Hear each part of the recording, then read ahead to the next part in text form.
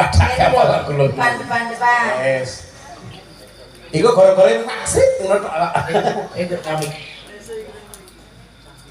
Ndek Okta Kula dadi pimpinan ngarep. kok dadi pimpinan iki, Juk? Berhasil gede dhewe kowe aja. Oh, kula ta. Ya siap, Blak.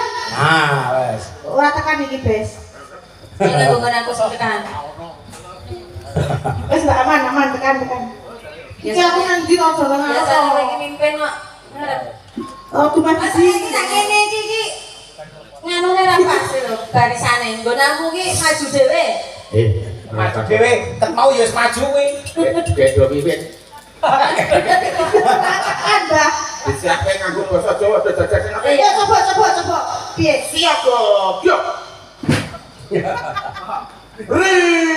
Tuto. Apa kuwi? Iya apa? Buri kudu rata. Iki lho. Tuto. Rot juta. Arep yo kudu rata. Angel. Aja. Ya kan dhewe-dhewe kok. Jeneng kan ya. Ya sing arep to.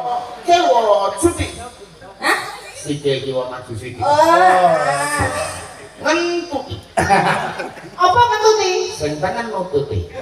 Ya piye maju meneh? Cek do nyiwung. Apa? Cek do nyanyi liwong. Oh. Apa yang kita tingkat ya? Yo.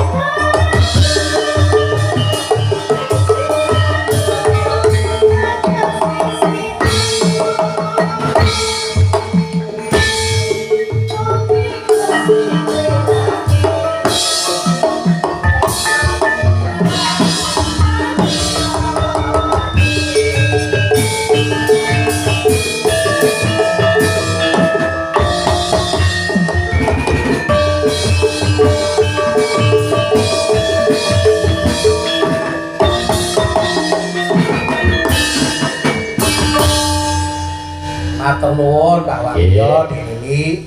Iki kripik gedang, kripik telo. Gedang wonten rata. Ngaten sange. Niki Pak Kelara, Pak Kelirane niku nggih. Namung Climen. Nggih, ngaten Pak Sange. Nggih. Derengipun kula mandhap kula namung derek ndedonga mugi-mugi kesenian Jatil Rogo Wahyu Mataram sansaya Kembaka sansaya Kuncara kathah ingkang sami hanjenengi kathah ingkang sami Nanggar sadar. Matur namung saderengipun Bapak Ibu keparang kula badhe nyekar maca padangan. Wah, Oh nggih. Menawi lepat kula nyuwun pamit.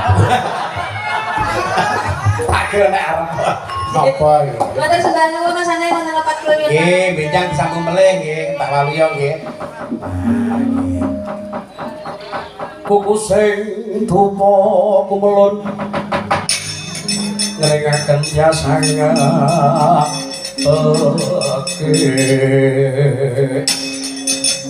kawanku sakong cacat nangis sanget nangis dosa ngresi kareka putra